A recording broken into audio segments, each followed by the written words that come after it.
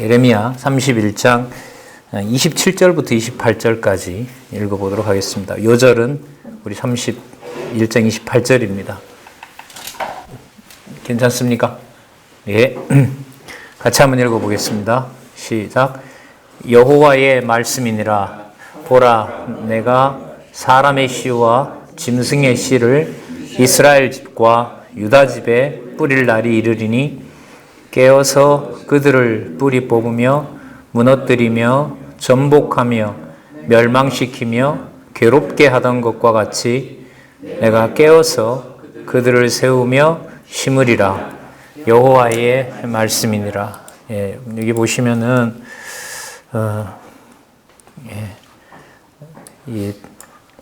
제가 강조를 일부러 해놨습니다. 내가라고 하는 게 바로 여호와이시죠. 여호와입니다.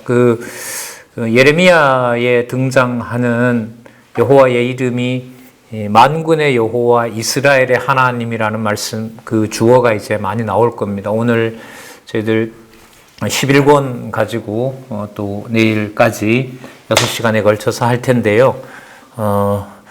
선지서의 중요한 특징이 계속해서 제가 두 가지를 강조드리죠.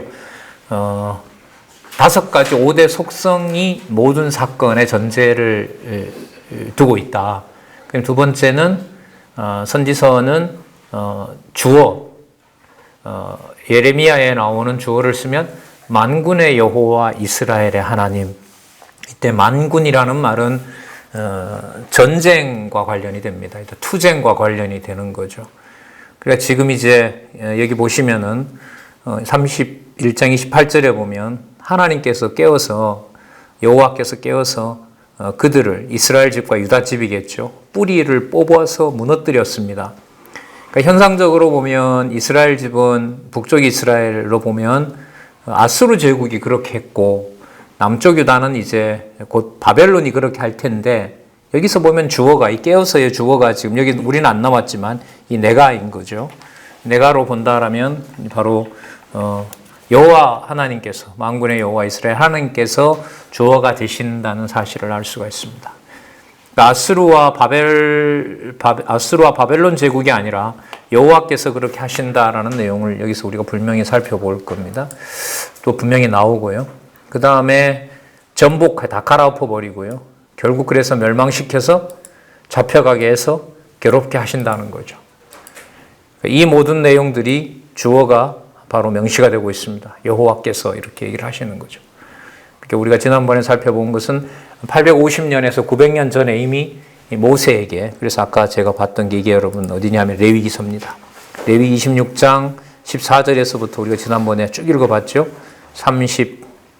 39절까지 여기에 벌써 약속되어 있다는 사실을 지난주에 살펴봤습니다. 물론 또 신명기의 내용도 나타납니다. 신명기 내용은 그 본문을 강론집에 보면 잘 안내를 해주고 있기 때문에 확인하시기 바라고요. 그 다음에 괴롭게 하던 같이 내가 또 이렇게 합니다. 내가 깨어서 이렇게 되죠. 하나님께서 이제 인간적인 표현입니다만은 깨어서 그들을 세우며 심으니라 이렇게 또 약속을 해주시는 겁니다. 자, 그러면 이 예레미야 전체가 52장이고 또 슬픔의 노래인 애가가 5장이고 다 합하면 한 57장가량 되는 방대한 내용인데, 그 모든 내용들을 바로 이 31장 28절이 요절로 전부 담고 있는 겁니다. 또 담아야 되고요. 그래야 여러분이 성경신학에 이게 요절로 소개할 수가 있는 거죠. 여기 보시면 여기 보면 나오죠. 여기 예레미야 31장 28절이라고 이렇게 나옵니다. 그걸 우리가 확인했습니다. 자, 전체적으로 대선지서 한번 보면은요, 우리가 이사야서 지나왔죠. 9권과 10권에서 지나왔고요. 지금 우리가 11권 가지고 10권에서 시작한 예레미야 내용을 오늘 주로 이 부분을 살펴볼 겁니다. 오늘은 심으심에 대한 예언, 이 내용을 오늘 전체적으로 살펴볼까 합니다. 여기 이 부분요. 자, 그러면 아까는 우리 식사하면서 장 집사님 얘기하셨는데 30장에서부터 애자가 이게 슬플 애자잖아요. 슬픔의 노래인데 여기에 나오는 모든 내용은 뭐에 대한 것과 관계가 된다는 거죠? 아무리 슬픈 내용이라도 뭐와 관계가 돼요? 심음과 관계가 돼요. 그 심음과 관계되는 아주 중요한 사실을 제가 확인한 것을 먼저 말씀을 드릴게요. 심으심의 핵심은요, 여러분들이 한번 OX를 해보실래요? 심으심은 70년 후에 예루살렘으로 돌아오는 것이다. 그 이상의 의미를 담고 있다. 1번, 2번. 2번입니다. 그 2번에 그 이상의 의미를 담고 있다는 것은 뭘 말하냐면 심으심을 하시는 만군의 여호와 이스라엘 하나님의 존재를 알려주는 것이 심으심의 핵심입니다. 그래야 어디로 올라가느냐? 우리가 늘 말하는 위로 올라가는 겁니다. 이게 위로 올라갈 수가 있는 거예요. 여호와 언약궤 성취 섭리도에서 성경 계시 기록의 목적이 바로 여호와 계시라고 하잖아요.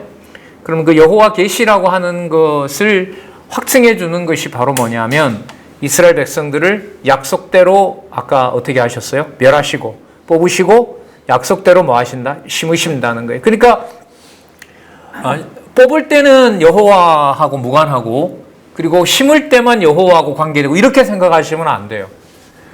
그래서 지난번에 말씀드렸나요? 뽑으심과 심으심, 또 때리심과 싸매심, 또 우리가 내일 다룰 흙고 모으심, 또 다니엘서에 나오는 또 내년에 가서 살펴볼 다니엘서 같은 경우에는 멸하고 세우심, 그러면 소선지서 같은 경우에는 전체적으로 패망하고 회복하심. 그 내용에서 그 간극이 선지서는 상당히 짧아요. 그 짧은 내용이 뭘 의미하냐면 한 장 내에서 또 한 사건 내에서 다 이루어진단 말입니다.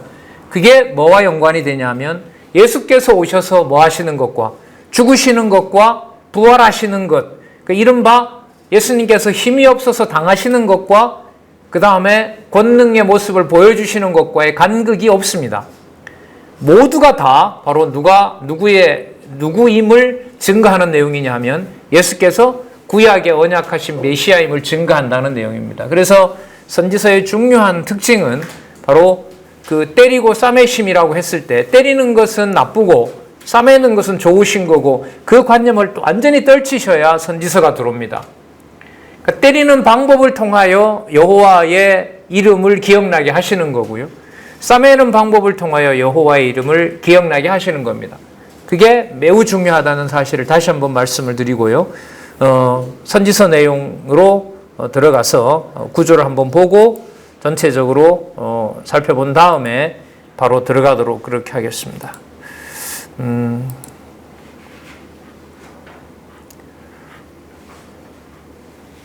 이거 여기 가지고 해도 되겠네요.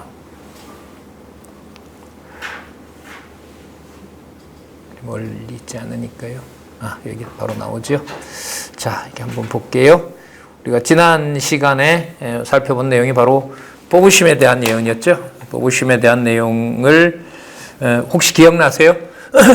그 예레미야를 부를 때 어디에 선지자로 불렀죠? 아니, 1장에 보면 열방의 선지자로 불렀죠. 그러니까 핵심 내용은 사실 유다가 멸망하는 것인데 예레미야를 통하여 보여주는 것은 열방에게도 선지자 노릇을 시켜주는 겁니다. 그럼 그 핵심이 뭐냐면 바벨론 제국을 들었다가 앞으로 이제 멸망시킬 것인데 고레스를 통하여 그 이방인들에게도 누구 이름을 알려주신다? 여호와의 이름을 알려주신다라는 내용이 매우 중요한 내용이었습니다. 그게 뽑음에 대한 예언에서 매우 중요한 내용 1장에서부터 시작하는 내가 열방의 선지자로 불렀다라는 것을 염두에 두시고요.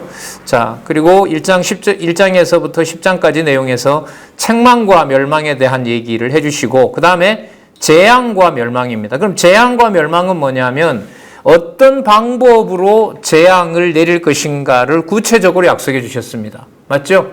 어떤 방법이었었죠?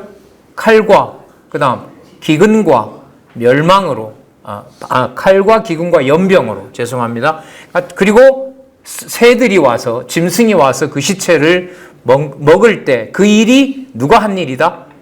예, 이렇게 확실하게 알려주는 것이 바로 이 재앙과 멸망의 내용이었습니다. 그리고 21장에서부터 29장에 보면 그래서 어디가 멸망당한다? 유다가 멸망하는데 멸망하기 위해서는 여러분 선지자들이 제대로 그 일을 해줘야 돼요? 못 해줘야 돼요? 못 해줘야 됩니다. 그래서 선지자들을 향하여 그들에게 멸망을 얘기를 하고 지난번에 잠시 나왔던 것이 바로 뭐였습니까? 회복이었었죠. 그죠? 예.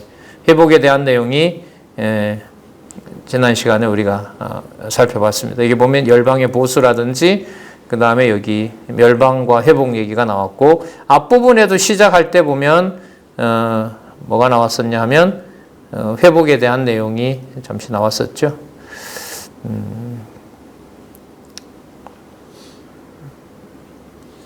이게 새로 나온 개론이어가지고요. 4차 개정판이어서 그 회복 내용이 명시가 제목에는 나와 있지 않습니다. 멸망함.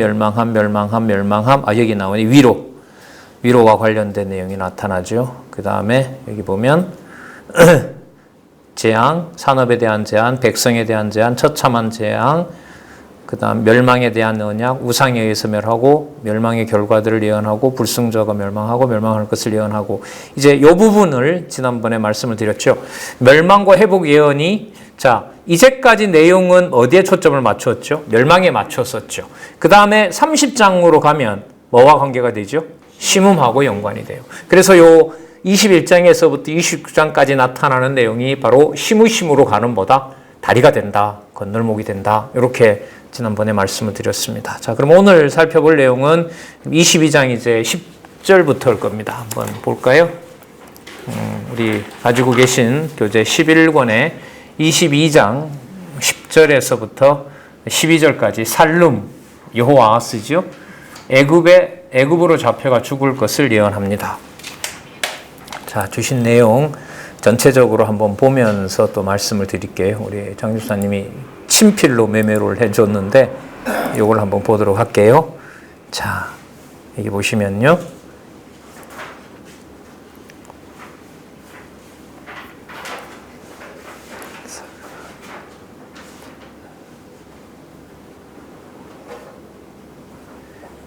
시야 여기 보면 여호아하스라고 나오죠. 여기 보면 여호아하스의 아들이 여러분 누구냐 하면 바로 여호야김입니다. 그러니까 여호야김 앞에 보면 이제 살룸이 여호아하스가 나오죠. 자, 여기 한번 살펴보도록 할게요.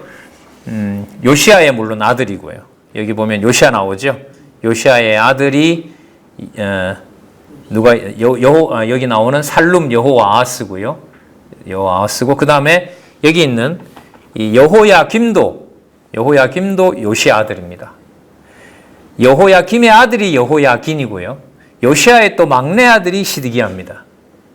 그러니까 요시야의 아들 때에 와서 전부 뭐가 망하냐면 남쪽 유다가 망하는 겁니다. 자, 이런 배경을 가지고 있고요. 자, 그 다음에 이건 좀 가끔씩 쓰도록 그렇게 할게요. 자, 쓰도록 그렇게 하겠습니다. 자, 살룸 여호아하스가 빠졌죠? 이거 다음에 좀 넣으시면 좋을 것 같아요. 자, 여기 또 볼게요.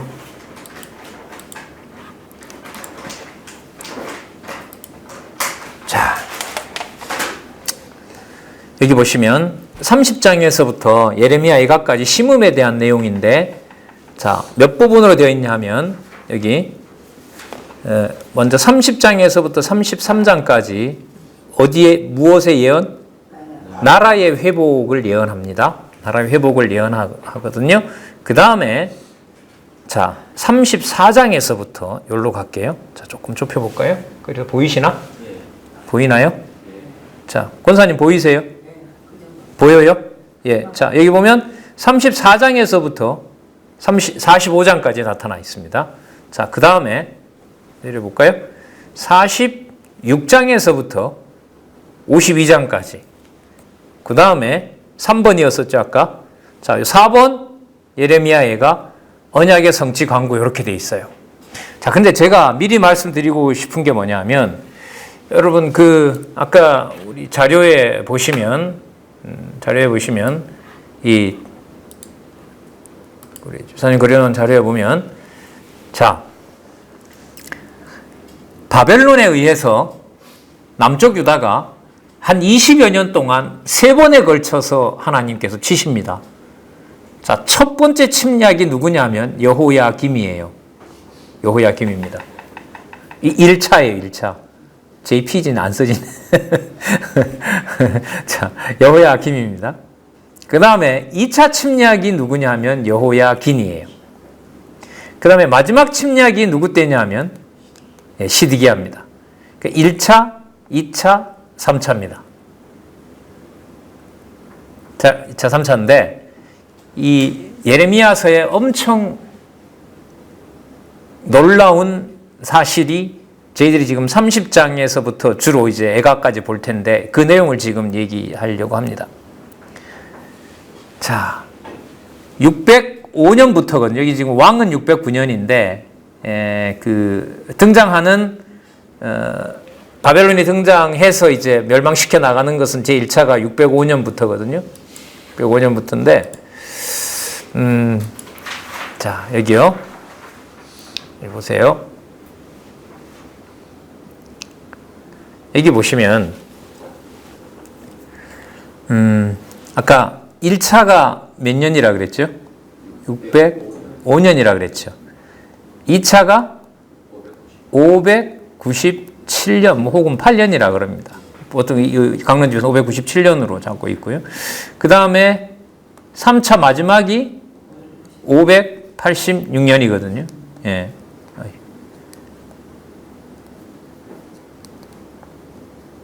586년인데요. 요 사건이 예레미야 30장에서부터 애가까지 2번 반복이 돼요. 이게 이제 쉽지 않은 거예요, 이게. 자, 1차로요. 여기 1 있죠, 여기. 나라의 회복 예언 있잖아요. 나라의 회복, 여기에서부터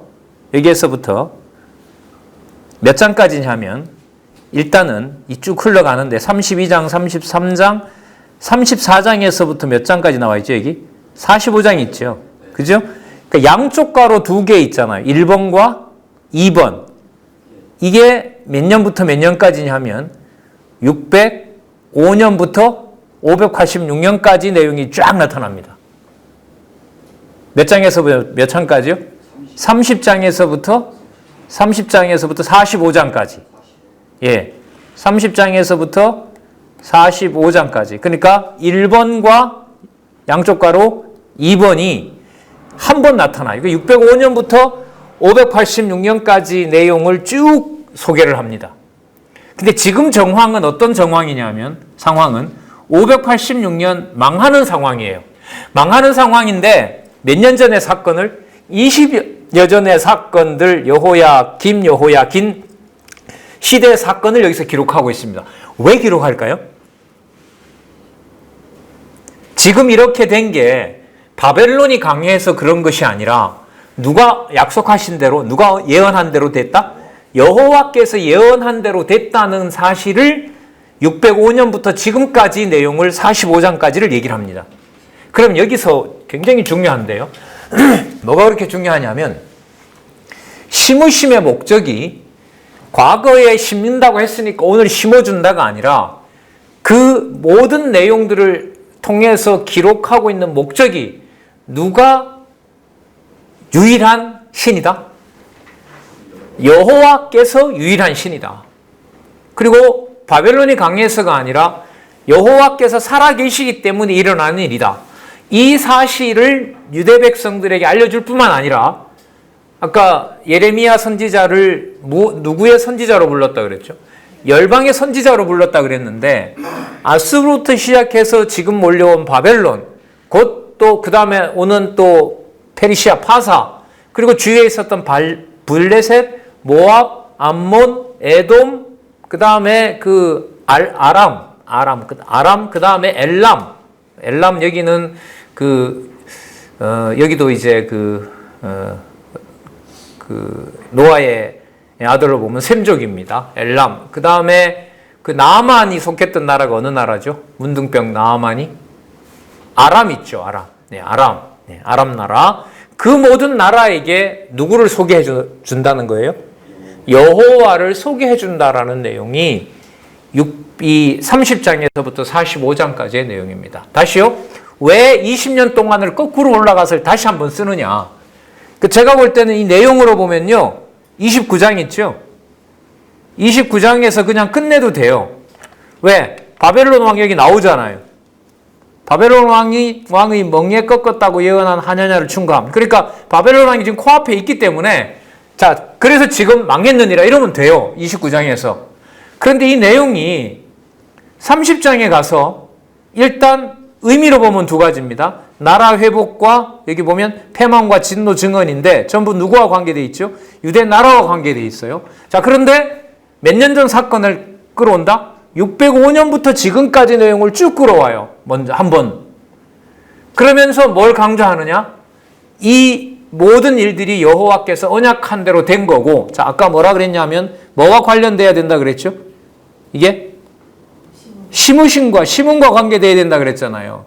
그러면 20년 동안의 과정이 잘 보세요.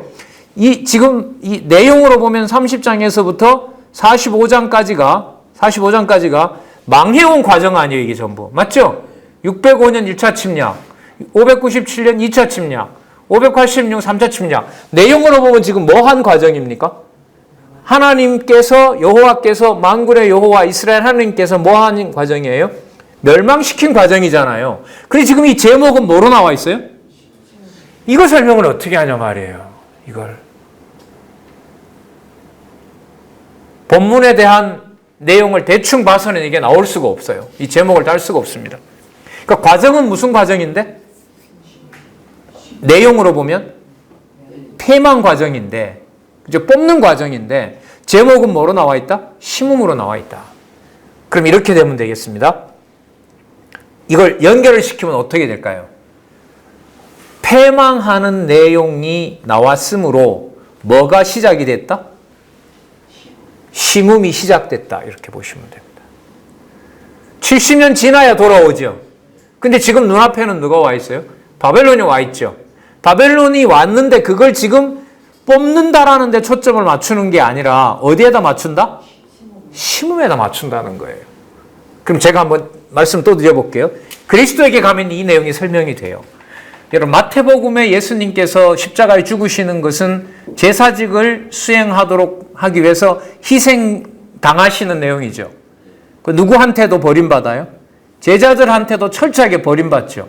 그거는 그야말로 심음과 반대해서 뭐 하시는 장면이 되는 거죠? 뽑아버리는 것과 연관이 되죠. 그런데 마가복음으로 가면 그 예수님께서 죽으시는 장면이 마가복음에 가면 무슨 신분으로 복귀되는 거죠? 높으신 신분으로 복귀되는 거예요. 누가복음에 가면 더 합니다. 누가복음에서는 무슨 사역을 하시는 거예요? 강도도 천국 보내는 무슨 사역? 대속 사역을 하시는 거예요. 그러면 무능력이 아니잖아요. 뽑음이 아니라, 뽑히는 과정이 아니라 복음서 뒤로 갈수록 무슨 과정이 나타나요? 심음이 나타나는 거예요.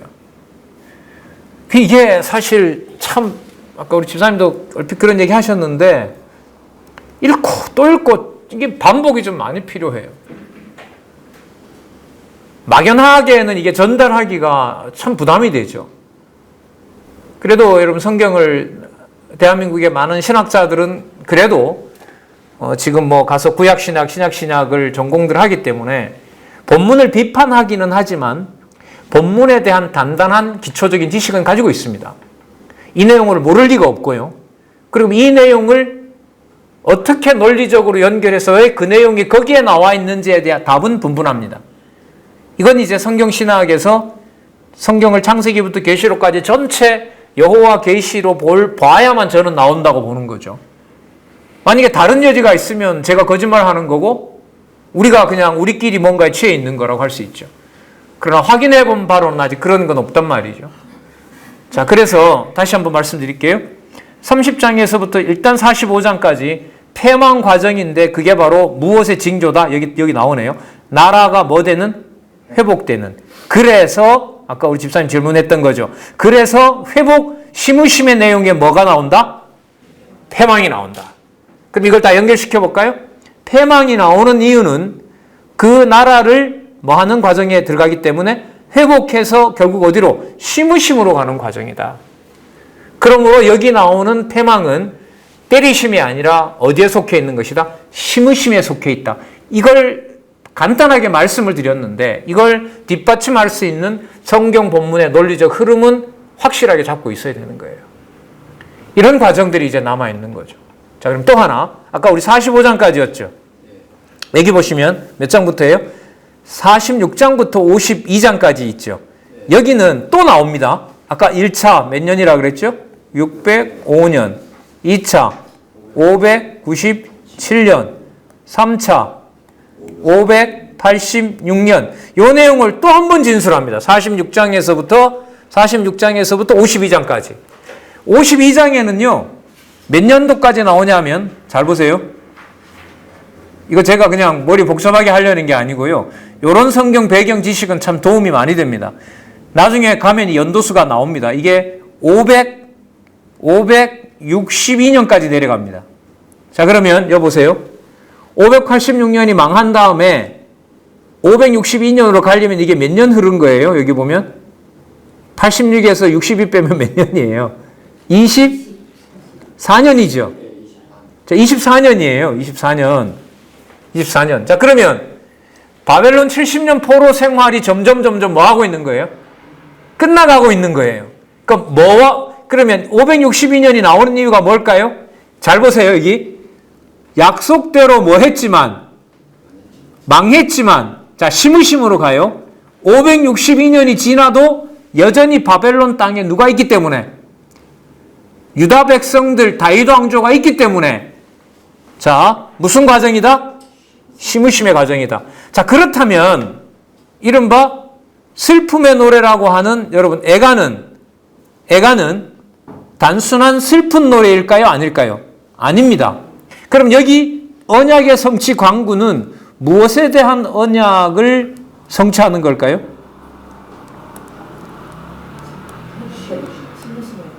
그렇죠. 여기 언약과 언약의 성취는 앞부분에 있었던 605년부터 586년까지를 무슨 과정으로? 심음의 과정으로 알려주셨기 때문에 심어주셔야 된다는 내용을 간구하는데 그 간구하는 현장이 차마 임에 답을 수 없는 처참한 과정이 나타납니다. 그리고 이 나라는 아까 나라 회복이라 그랬죠? 이 나라, 자, 여기서 이제 또 중요해지는 게 나옵니다. 자, 아까 나라라 그랬죠? 이 나라는 땅에 속한 것이 아니라 어디에 속해 있다? 하늘에 속해 있다는 내용이 바로 5장에 나옵니다. 따라서 예레미야 30장에서부터 50장까지를 뭐에 대한 예언으로 본다? 뭐에 대한? 심음에 대한 예언으로 보는 것은 여러분 논리적입니다. 논리적입니다. 이게 예레미야 30장에서부터 애각까지의 그림입니다. 자, 내용으로 보면 605년에서부터 586년, 그 다음에 586년에서 아까 지났던 562년 망하고 한 25년이 흘러가는 거죠. 그 말은 25년이 지배를 당하고 있다라는 말이 아니라 여전히 하나님께서 뭐 해놨다? 심기 위하여 뭐 한 것이다? 남겨놓았다. 이렇게 되는 거죠. 남겨놓았다. 그럼 이렇게 보면은요, 한 가정이라도, 한 명이라도 어떤 지역에 하나님의 말씀을 제대로 듣는 사람이 있는 것과 없는 것의 차이는 클까요? 작을까요? 엄청 큰 겁니다. 이거는. 엄청 큰 거예요. 제가 10년 전에 제 지방에 있다가 장안중앙교회 체제개혁 그리고 강남노회로 이어지는 체제개혁 그때 일어날 무렵에 이제 갔는데요. 그때 이 성경신학 원로께서는 뭐 하고 계셨냐면 사도행전을 탈고하고 있었습니다. 사도행전을 탈고하고요. 이제 교정을 맡기면서 부탁을 하면서 급히 전국을 좀 순회하겠다고 하시는 거죠. 그래서 전라도도 왔었고요, 그때. 그 갔다 오시고 난 다음에 왜 그렇게 하냐고 제가 감은 좀 있었지만 왜 그 사도행전 그 교정을 보면서 거기 보면 사도 바울의 몇 차가 나오죠. 1차, 2차, 3차 순회가 나오죠. 그리고 로마로 간단 말이죠. 그래서 갔다 오셔서 이제 얘기를 그렇게 하시더라고요. 사도행전을 쓰다 보니까 우리 지금 강남노예 상황이 개혁은 했지만 어떻게 보면 현상적으로는 목사들이 떠나고 한두 가정 남아있는 가정들이 전국에 많기 때문에 그분들이 어떻게 지내는지 나는 안 돌아볼 수가 없어서 나는 갈 수밖에 없었다고 얘기를 하시더라고요. 그리고 근래 강의에도 보면 지난주 강의 여러분 들으셨죠?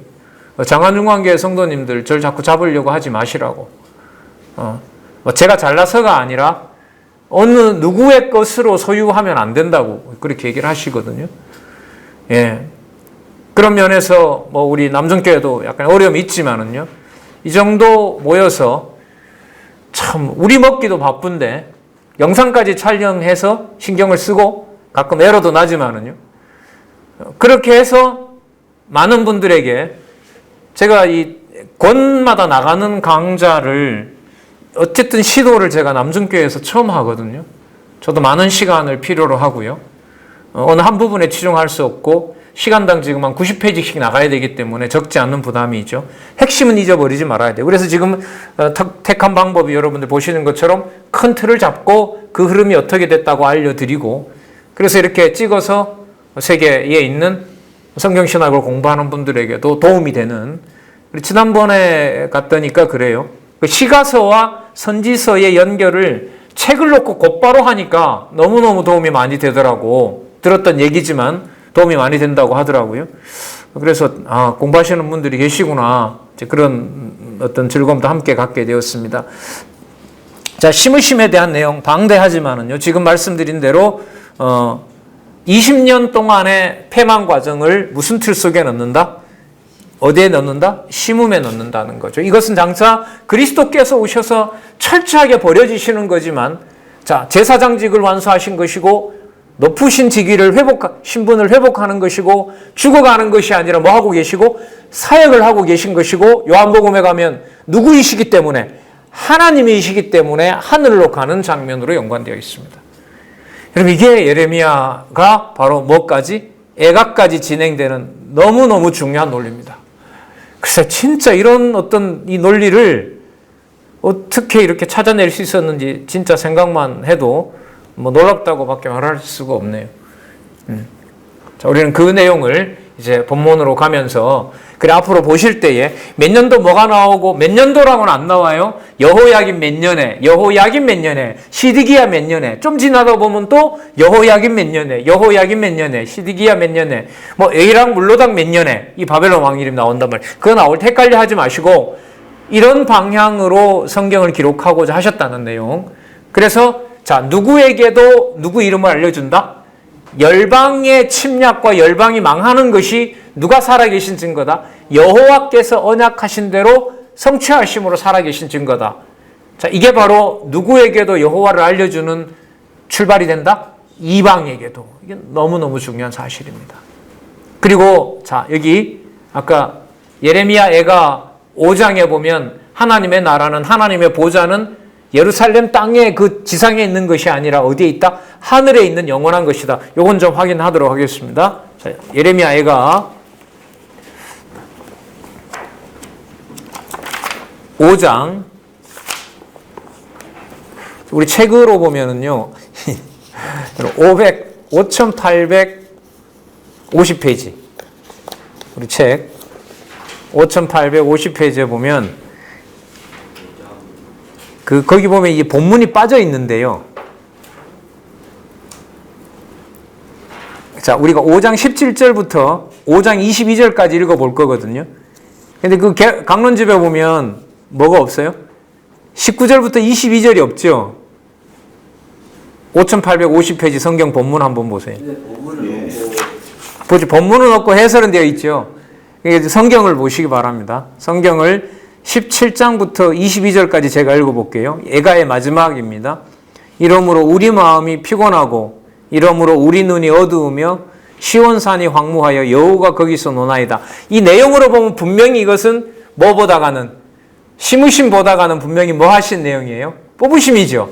그런데 지금 뽑으심으로 얘기를 하질 않고 그 지금 바벨론에서 포로 생활하는 것이 무엇의 시작이다? 심으심에 시작된다는 내용을 여기서 보여주고 있습니다.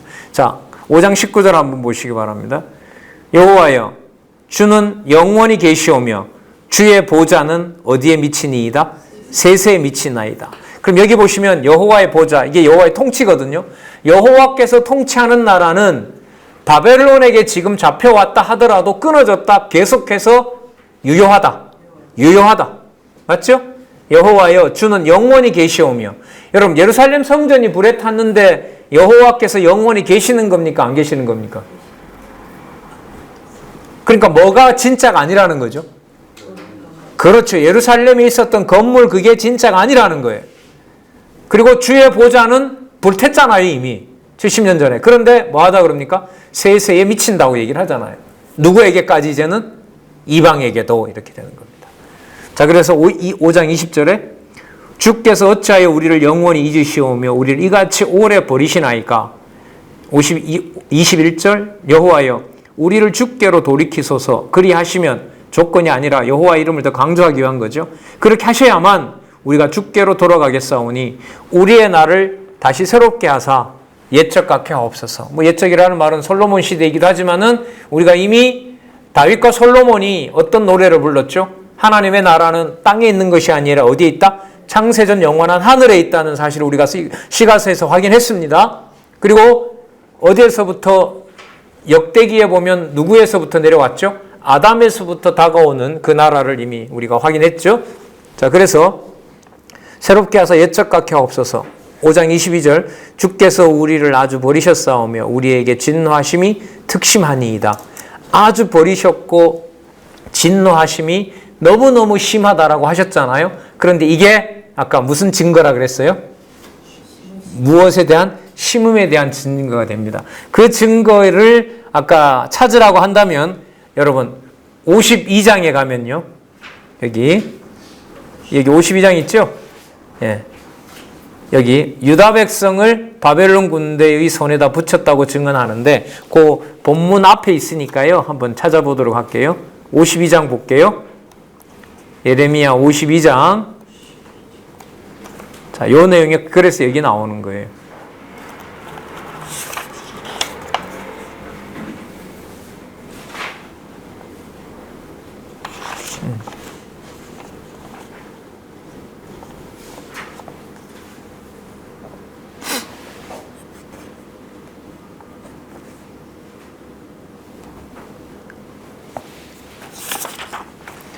(5809페이지에) 보시면요 52장 31절 있죠. 제가 읽어볼게요. 5809에 보시면 유다 왕 여호야긴이 사로잡혀간 지 37년 곧 바벨론 왕 에윌 무로닥의 즉위 원년 12월 25일 크리스마스네요. 여기가 562년입니다. 기록하시기 바랍니다. 여기가 562년입니다. 다른 데를 참조해서 제가 좀 찾아봤습니다.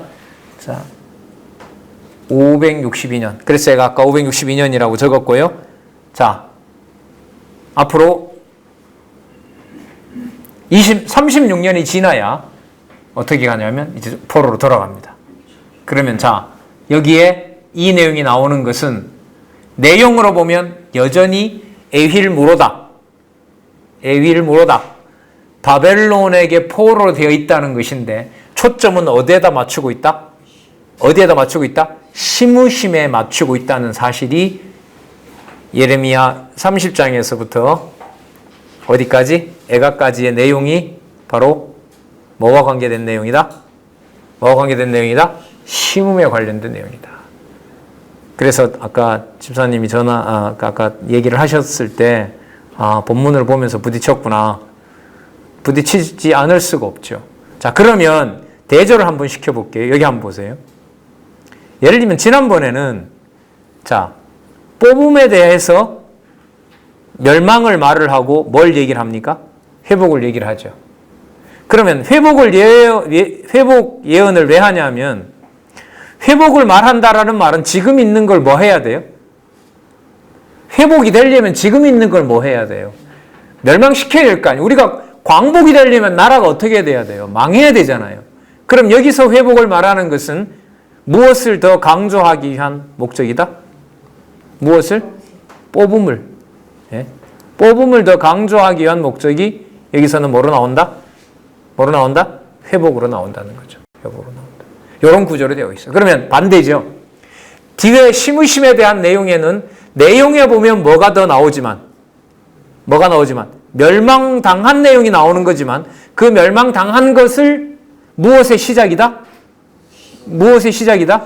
심음에 대한 시작이다. 이게 바로 이 예레미야의 30장에서부터 애가까지의 내용입니다. 그래서 처음에 이게 볼 땐 이게 회복에 대한 내용이 끝에 가서 간구로 애가가 그렇게 하는 거, 애가에 가서 그렇게 노래 부르게 하는 거구나. 시무심을 간구하는구나. 이렇게 했는데 본문에 들어가 보니까 이 내용이 막 반복이 돼요. 왔다 갔다 하고 왜 이렇게 됐지?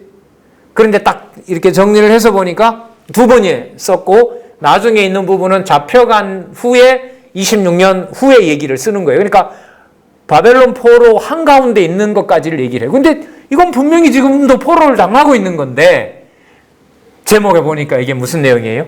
심음인 거예요. 그렇게 잡고 어디를 봐요? 본문에 들어가 왔어요. 근데 본문에 들어가 보니까 그 본문의 흐름은 초점을 뽑는 데다 맞추는 것이 아니라 어디에다 맞춰요? 심음에 맞추고 있더라고요. 이게 쉽지가 않죠. 쉽지가 않고요. 후배들로서는 공부할 게 많이 남은 거죠. 이런 면에서 보면. 자, 그러면 우리 책 처음으로 넘어오셔서 자, 우리 지난번에 살펴보지 못했던 유다의 멸망 예언하는 부분 좀 더 살펴보고요. 이제 심으심으로 가서 심음에 대한 내용에 가서 보도록 하겠습니다. 자, 이게 22장 10절에서부터 23장 8절까지 보면 멸망과 회복을 여기서 얘기를 하는데 자, 5504에 보시면 자, 살룸이 애굽으로 잡혀가 죽을 것을 예언합니다. 그 다음에 살룸의 아들이 누구냐 하면 다음 페이지에 보시면 누구 있죠? 여호야김이라 나오죠. 김씨예요. 여호야김. 이때 1차 침략이 일어납니다. 1차 침략이 일어납니다. 본명은 원래 엘리야김인데 여호야김이라고 바꿔버렸어요. 이 여호야긴 이런 이름 있잖아요. 아까 또 여호아하스 이런 이름들이요. 전부 누가만 붙여준 거냐면 바벨론이 와서 이름을 다 바꿔버렸어요.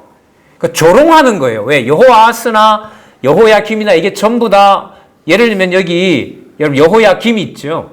여호야김의 뜻은 뭐냐 하면 여호와께서 일으키신다 이런 뜻이에요. 이 사람 원래 이름은 엘리야김이었어요. 그럼 바벨론이 와서 붙잡아가면서 엘리야김이 그렇죠. 엘리야김을 바벨론이 죽인단 말이죠. 죽이는데 엘리야김을 죽이죠. 그리고 엘리야김이 죽고 그 다음에 엘리야긴을 잡아가는데 이름을 뭐로 고치냐 하면 바벨론이 치면서 여호와께서 일으키신다 이렇게 이름을 불렀어요. 그러니까 뭐 하면서? 죽이면서. 근데 그 말이 맞아요? 안 맞아요? 묘하죠, 이 이름들이. 이름 가지고 그렇다고 너무 과도하게 나가면 안 되고요. 그러니까 조롱하기 위해서 바벨론은 야 여호와께서 일으킨다며 라고 하면서 여호야긴을 죽입니다. 여호야김을. 그런데 지금 바벨론이 와서 침략하는 것은 예레미야 전체 구조로 보면 어디로 넘어가요? 어디로 넘어가요? 이제 시무심으로 넘어가고 있는 거죠. 시무심으로 넘어가요. 참 희한한 내용이 나옵니다. 이게. 자, 그 다음 넘겨보시면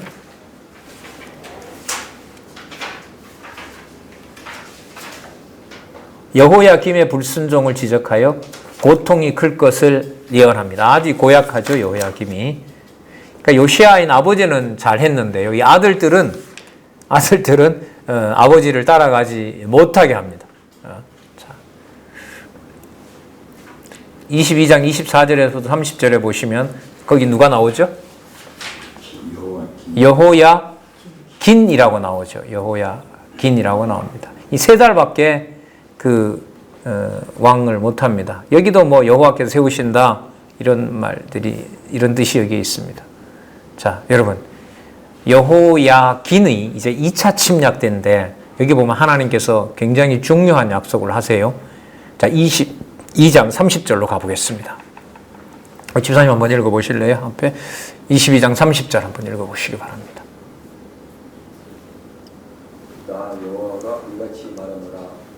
너희는 이 사람이 무자하겠고 그 평생에 형통치 못할 자라 기록하라. 이는 그 자손 중 형통하여 다윗의 위에 앉아 유다를 다스릴 사람이 다시는 없을 것임이니라. 네, 이렇게 나오죠. 여기 보면 이 사람이 무자하겠고라고 나오죠. 무자하겠다라는 말은 무슨 뜻이죠? 뭐가 없을 것이다? 아들이 없다라고 얘기하잖아요. 근데 마태복음에 가면은요, 여고냐의 아들을 스알디엘이라고 나옵니다. 이 스알디엘이 여러분들 누구냐면 스룹바벨의 아버지예요. 그러니까 스룹바벨을 이어져요. 아들이 태어나요? 안 태어나요? 태어납니다. 신약에 가면. 그럼 왜 여기 무자하겠다고 하느냐? 무슨 의미일까요? 그 다음에 답이 나와요. 이는 그 자손 중 형통하여 다윗의 위에 앉을 유다를 다스릴 사람이 다시 없을 것이라. 앞으로 누구는 안 태어나요? 왕은 태어나지 않아요. 그런 의미에서 무자하다는 의미입니다. 누가 태어나질 않는다?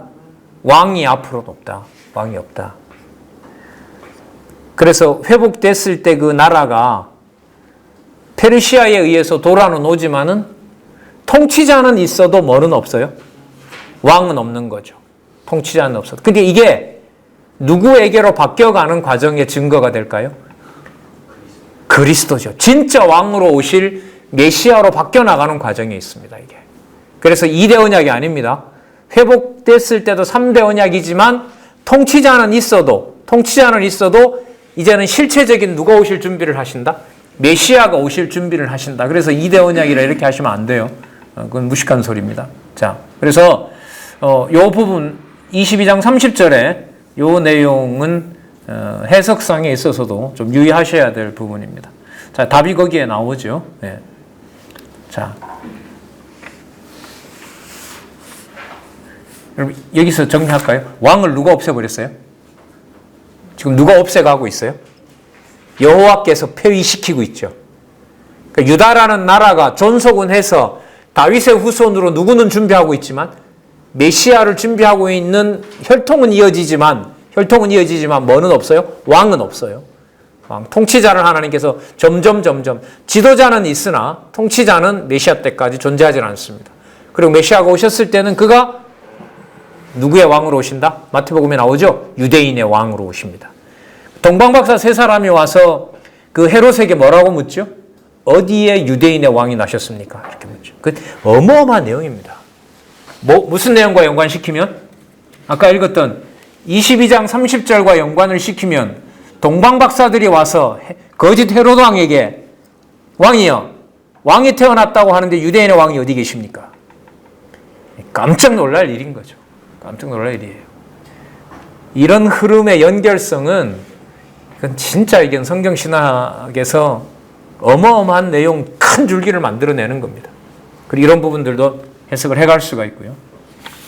그래서 그 고약한 이 여호야김 이후에 여호야긴 시대 때 오면 이제 통치자를 하나님께서 없애고 진정한 통치자 그리스도를 세워나가시는 것하고 연관이 됩니다. 자, 23장으로 가서 보시면